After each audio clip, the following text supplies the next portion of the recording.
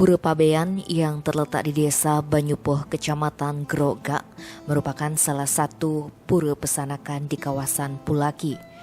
Di pura ini berstana Ratu Ayuma Subandar sebagai penguasa lautan. Pemedak juga bisa melakukan ritual melukat di sumur petak yang diyakini memiliki banyak khasiat.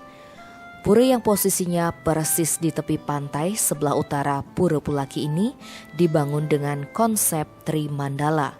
Terdiri dari Utama Mandala, Madhya Mandala, dan Nista Mandala. Bangunan yang terdapat di area Nista Mandala terdiri dari jalan setapak menuju pura, angkul-angkul Gandawar, pengayatan Ratu Subandar dan Dewi Ceraki, dan sumur suci. Sedangkan bangunan yang terdapat di area Madhya Mandala yaitu Bali Bengong, Bali Genah dan Punia, Bali Pemedek atau pengunjung, Bali Kulkul, dan Bali Gong. Di area utama Mandala terdapat sejumlah pelinggih seperti Padmasana, pelinggih Ide Ratu Syah Bandar dan Dewi Ayumas Manik Subandar, pelinggih Betara Baruna, Wididari, Wididara, Taksu, Ngerurah, Pengaruman Agung, Bale Paslang, Bale Pangunggan, dan miniatur kelenteng atau pagoda.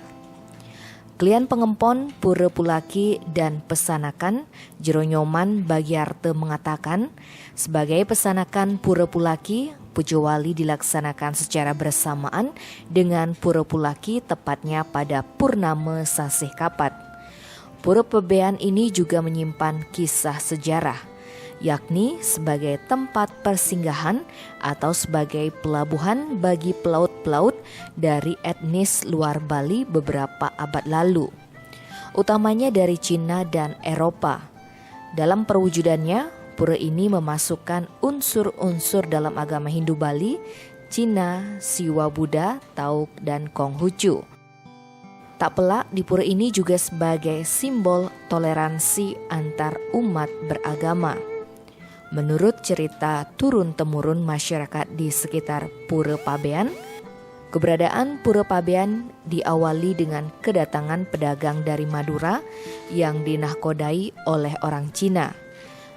Para pedagang ini berlayar sampai ke wilayah Teluk Pulaki. Hal itu terjadi sejak tahun 1411 Saka atau sekitar tahun 1489 Masehi. Setelah sampai di Teluk Pulaki, pedagang Madura dan orang-orang Cina ini melakukan aktivitas perdagangan secara intensif di wilayah Teluk Pulaki. Aktivitas barter barang pun sering terjadi. Tidak lama kemudian, Teluk Pulaki ini menjadi ramai didatangi pedagang-pedagang dari luar daerah. Keberadaan Pura Pabean di Teluk Pulaki ini diperkirakan sejalan dengan perkembangan pelabuhan dagang. Namun, pura ini baru dibangun secara permanen pada tahun 1990-an dan terus direnovasi secara berkesinambungan.